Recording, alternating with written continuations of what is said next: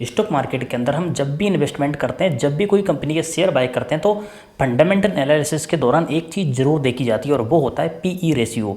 अभी PE ratio क्या होता है, किससे हमें ये पता लगता है कि आने वाले टाइम में कंपनी के शेयर ऊपर जाने वाला है या फिर कंपनी के शेयर नीचे जाने वाले हैं।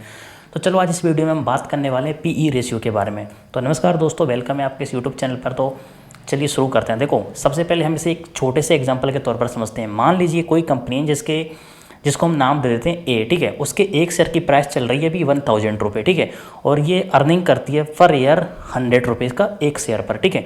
तो यहाँ पर जो हमारा शेयर है 1000, वो हमारा क्या है, प्राइस, और एंड जो अर्निंग है 100, वो है ई। तो देखो, पी रेशियो निकालने के लिए एक सिंपल सा फॉर्मूला होता है कि आप जो करंट प्राइस होती है शेयर की, उसको डिवाइड कर दो अर्निंग से। तो यहाँ पर अगर हम 1000 को डिवाइड करें 100 रुपीज़ से, तो पीई निकल कर आएगा 10, ठीक है। इसी तरीके से मान लीजिए एक और कंपनी है जिसको हम बी नाम दे देते हैं। उसके एक शेयर की प्राइस चल रही है 2000 रुपये एंड वो कंपनी भी साल का 100 रुपये प्रॉफिट कर रही है पर शेयर। तो उसका पी निकल कर कितना आएगा, 2000/100 यानी कि 20। तो देखो, बेसिक कॉमन सेंस तो ये कहता है कि कंपनी ए जिसका पी 10 निकल कर आया है सस्ती है, एंड कंपनी बी जिसका पी 20 निकल कर आया है महंगी है। तो क्या सच में इन्वेस्टिंग इतनी आसान होती है? जिसका पी सस्ता है मतलब कंपनी सस्ती है, अगर बाय कर लेना चाहिए।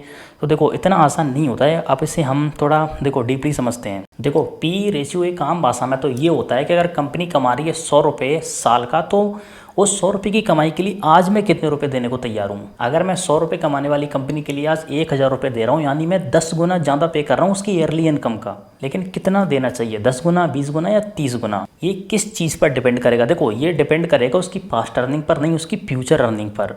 देखो, बेसिक कॉमन सेंस में जैसे हमने देखा था अभी, कंपनी ए जिसका पी सस्ता है, ठीक है, तो वो हमें सस्ती मिल रही है क्योंकि उसका पी कम है।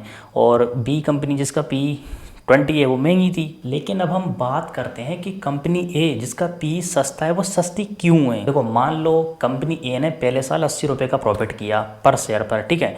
और सेकंड साल में उसने प्रॉफिट किया 90 रुपये का, और थर्ड ईयर में उसने प्रॉफिट किया 100 रुपये का। यानी कि यहाँ पर कंपनी 10% के हिसाब से अपनी इनकम को बढ़ा रही है।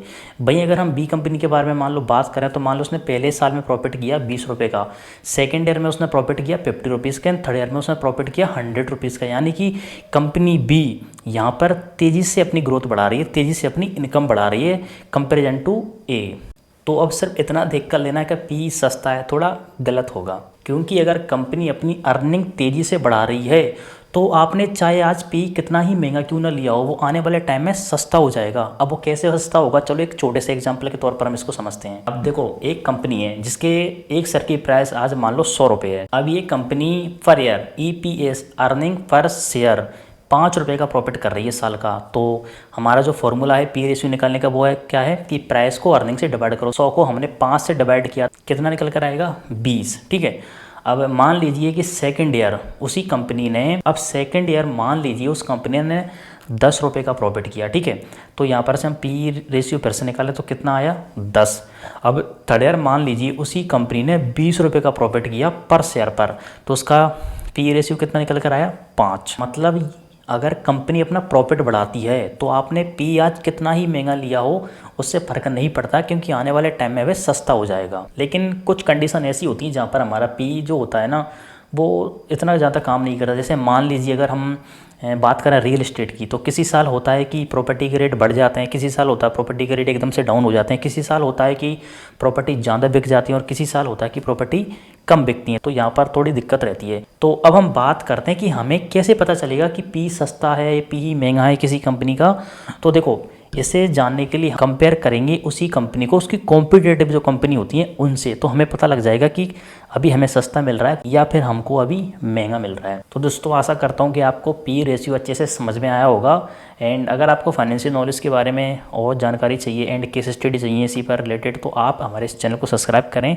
यहाँ पर हम लेते आते हैं फाइनेंस से related video. And thank you so much.